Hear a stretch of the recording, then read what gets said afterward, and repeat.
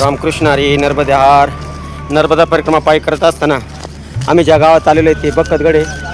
बघा, जिल्हा बदलला, तालुका बदलला, राज्य बदलले, परंतु माणसं आहे त्याची माणसं नाही बदलणार.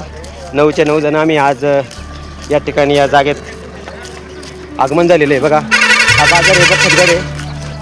खूप छान असं गाव आहे. आता पुढं 2 किलोमीटर अंबामाता या ठिकाणी आमचं दुपार भोजन आहे. लगभग अंतर सकाळपासून कवड ते बखतगड 12-13 किलोमीटर आलेलो आहे. आता हा जिल्हा अलीराजपूत आहे, तालुका सोंडवा आहे.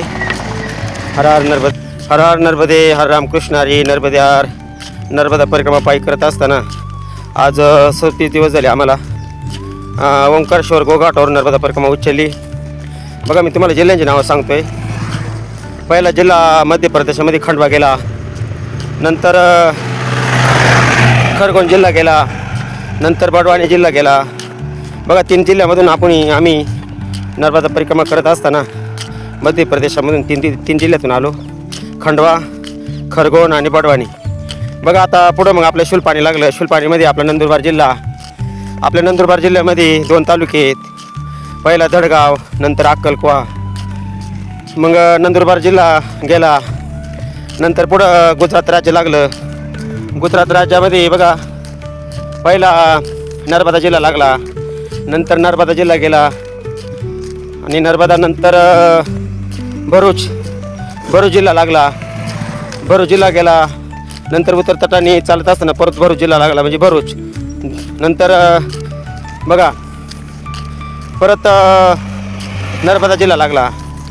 नर्मदा जिल्हा लागल्यानंतर परत छोटा उदयपूर, म्हणजे गुजरातमध्ये नर्मदा जिल्हा, भरूच जिल्हा, नंतर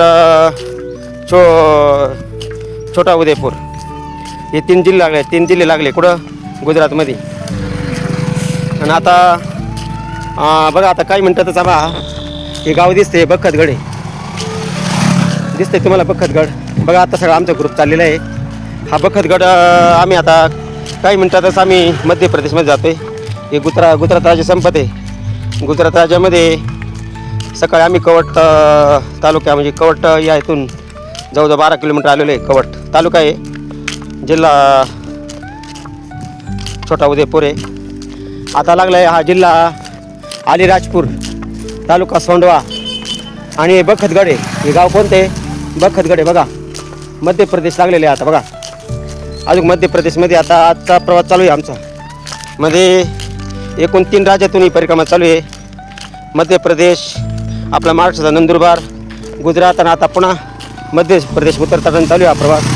मध्य प्रदेश हे 3 बंधूमध्ये जरी असलं तरी जवळजवळ मोठा भाग हा मध्य प्रदेशमध्ये येतो आहे. जवळजवळ 80% ही परिक्रमा पायी नर्मदा परिक्रमा 80% ही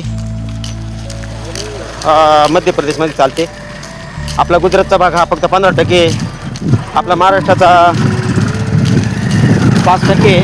नंदुरबार जिल्हा, धडगाव आणि अक्कलकुवा 2 तालुके. बघा, आता हे बखतगड लागलेलं आहे. आमचे सगळे सहकारी रांगेत चाललेले आहे. बघा, दिसतं का तुम्हाला? रांगेत चाललेले आहे. हे आमचे जाधव बाबा आहे, नारायण सर आहे. हो, आमचा 9 जणांचा ग्रुप आहे.